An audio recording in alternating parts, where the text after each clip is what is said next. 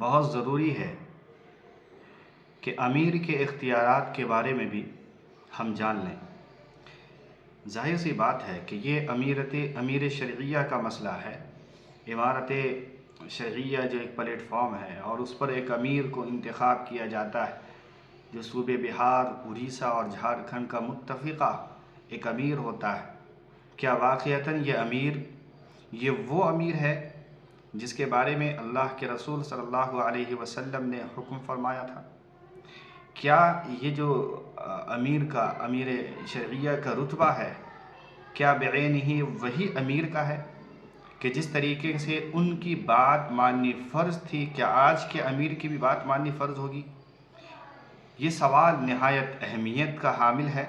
لہٰذا ہم جاننے کی کوشش کرتے ہیں کہ امارت شرعیہ پٹنہ بہار کے اصول اور ضوابط کے اندر امیر کے اختیارات کے سلسلے میں جو بات درج ہے ہم اس کو لائیں اور سمجھنے کی کوشش کریں۔ اس سلسلے میں امارت شرعیہ پٹنہ بہار نے 6 شق پر مشتمل امیر کے اختیارات کے بارے میں بحث کی ہے اور اپنا ایک مسودہ تیار کیا ہے کہ یقیناً امیر شرعیہ کا مقام، ان کا مرتبہ، ان کا منہج اور ان کا طور طریق بھی بعینہ وہی ہے جو امیر کی بات اسلام کے اندر کی گئی ہے، شریعت کے اندر کی گئی ہے، اور جس طریقے سے ان کی بات ماننی انسانوں پر فرض کے درجے میں ضروری ہو جاتا ہے، بعینہ وہی امیر ہے، بعینہ اسی کی طریقے سے ہم کو ان کی اتباع کرنی چاہیے۔ ہاں، کن کن مخصوص چیزوں کے اندر رخصت دی گئی ہے جس کے اندر ہم کو اتباع کرنے کی ضرورت نہیں ہے، حاجت نہیں ہے، کن لوگوں کو ضرورت نہیں ہے، کون ایسے لوگ ہیں جو اس سے مستثنی ہیں، اور مستثنی ہونے کی صورت میں کیا ان کی بیعت ٹوٹ جائے گی یا ان کی بیعت سلامت رہے گی، ان تمام چیزوں کا جاننا نہایت ضروری امر ہے۔ لہٰذا پہلے نمبر پر جو امیر کے اختیارات میں کے تعلق سے مسودہ تیار کیا گیا 6 شق کے روشنی کے اندر، اس میں پہلا نمبر یہ ہے کہ امیر کے اختیارات محدود ہوں گے۔ امارت شرعیہ پٹنہ بہار کے اصولوں میں یہ بات شامل ہے کہ امیر کے اختیارات یہ محدود ہوں گے، جس طریقے کے وہ فقہاء اور جو ہمارے خلفاء گزرے ہیں جن کے اختیارات لامحدود ہوا کرتے تھے، اس تعلق سے بعینہ اس امیر کو اتنی اختیارات نہیں دی گئی ہے، بلکہ کچھ مقامات پر اس کو محدود کیا گیا ہے۔ تو امیر کے اختیارات محدود ہوں گے، لیکن وہ نہایت مدبر مصالح شریعت سے واقف ہوگا، یعنی مسائل متفقہ منصوصہ کو نافذ کرے گا، یعنی جو احکام اسلام کے متفقہ اصول ہیں، جو عقائد قرآن و حدیث کی روشنی کے اندر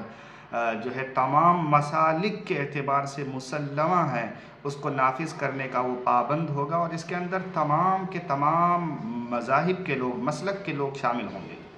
اس میں صرف دیوبندی یا بریلوی یا شیعہ ایسا اختلافی پلیٹ فارم آنے کے بعد جو ہے یہ اختیار ختم ہونے کے بعد نہیں کہی جائے گی۔ کیوں؟ وجہ اس کی یہ کہ یہ اسلام کا متفقہ مسئلہ ہے، تو جو اسلام کے متفقہ نصوص ہے اس کے اوپر امیر اس بات کا اختیار رکھتا ہے کہ وہ کلی اعتبار سے تمام مسلمانوں کے اوپر، چاہے وہ دیوبندی ہوں، بریلوی ہوں، اہل حدیث ہوں یا یہ کہ دیگر جماعتیں ہوں، ان کے اوپر وہ نافذ کرے گا۔ یہ حکم ہے۔ نمبر 2، مقاصد و مسائل اعلاء کلمت اللہ پر ہمیشہ نگاہ رکھے گا اور ان کے متعلق خصوصیت کے ساتھ احکامات نافذ کرے گا، یعنی امیر کی نظر اور امیر کی جو غایت اور ان کی سوچ اور ان کی فکر کا جو محور ہونا چاہیے وہ یہ ہے کہ اسلام کی آواز کیسے بلند ہو، اعلاء کلمت اللہ کیسے ہو جائے، اسلام کی جو ہے آواز چہار رنگ عالم میں کیسے پھیل جائے، اور اسلام کے اوپر لوگ پابندی کے ساتھ عمل کیسے کرنے لگ جائے، کسی شق کے اوپر جو ہے کوتاہی نہ برتی جائے، نماز سب لوگ پڑھیں، زکوٰۃ سب لوگ دیں، کیونکہ یہ اجتماعیت سے تعلق رکھتا ہے، تو ان کے اوپر امیر یہ تابع ہوگا اور یہ پاور اور یہ کنٹرول رکھے گا، اور جو ہے کہ وہ ان چیزوں کو نافذ کرے۔ فی نفسہ نافذ کرے۔ تو یہ خصوصیت کے ساتھ امیر کے ساتھ یہ چیزیں متعلق ہے۔ نمبر 3، وہ ایسے احکامات نافذ کرے گا جس سے بلا امتیاز فرق تمام امت مسلمہ کی فلاح و بہبود مقصود ہو، یعنی وہ ان تمام جو ہے احکامات کو نافذ کرنے کا ضرور پابند ہوگا کہ جس کے اندر جو ہمارے مختلف مسالک ہیں اور فرقے ہیں، جو اسلامی فرقے ہیں، جو ہے اس کے اندر امتیاز نہ برتی جائے، یعنی صرف جو ہے دیوبندی کے لے کر کے ذہنیت کے مطابق فیصلہ کرنا نہیں، یا یہ کہ بریلیت کے ذہن کو لے کر کے فیصلہ کرنا نہیں، یا اہل حدیث کے ذہنیت کو لے کر کے فیصلہ کرنا اور باقی کو چھاڑ دینا، اس کی اجازت نہیں ہوگی، بلکہ ان تمام پر بلا امتیاز فرق مراتب کے ساتھ یہ جو ہے صرف یہ دیکھنا ہے امیر کو کہ مسلمانوں کی فلاح اور مسلمانوں کی بہبودگی کس طرف ہے، کس چیز کے اندر ہے، کن چیزوں کے اندر ہے، جس کے اندر مسلمانوں کی عزت و ناموس ہوگی اور مسلمانوں کی فلاح و بہبود ہوگی، اسی طرف امیر فیصلہ کرے گا۔ تو یہ چیز نہ یہ کہ کسی جو ہے مسلک کی طرف داری کرے گا، یہ بالکل اس کی اجازت نہیں ہے۔ تو امیر کے تیسرے نمبر پر جو مقاصد ذکر کیے گئے اس کے اندر یہ ہے کہ بلا امتیاز فرق مراتب امت مسلمہ ایک وحدت امہ کے طور پر فلاح و بہبود کو سوچتے ہوئے امیر فیصلہ کرنے کا پابند ہوگا۔ نمبر 4، فروعی و مختلف مسائل کے اجراء اور تنفیذ کو اس سے کوئی تعلق نہ ہوگا کہ جن کی اجتماعی زندگی میں کوئی احتیاج نہیں ہے، یعنی یہ ہے کہ جو مختلف فی مسائل ہیں، ہمارے فقہا کے درمیان بھی مسائل بعض مرتبہ مختلف فی ہوا کرتے ہیں، جس کے اندر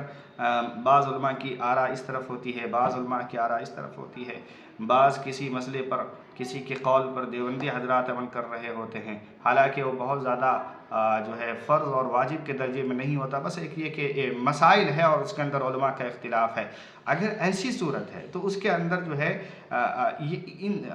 امیر کو انٹرفیئر کرنے ہی کی ضرورت نہیں ہے، وہاں تک جانے ہی کی ضرورت نہیں ہے، بلکہ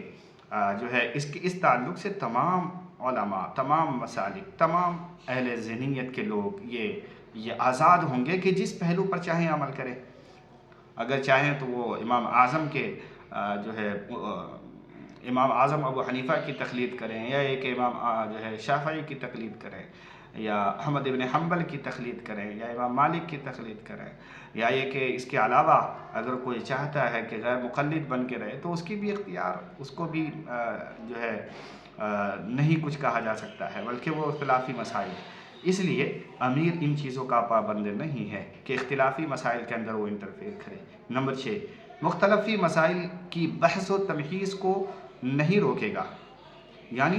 اگر علماء کے درمیان میں مان لیجیے قرات خلف الامام ہو گیا، آمن بالجہر ہو گیا، اس کے اوپر اگر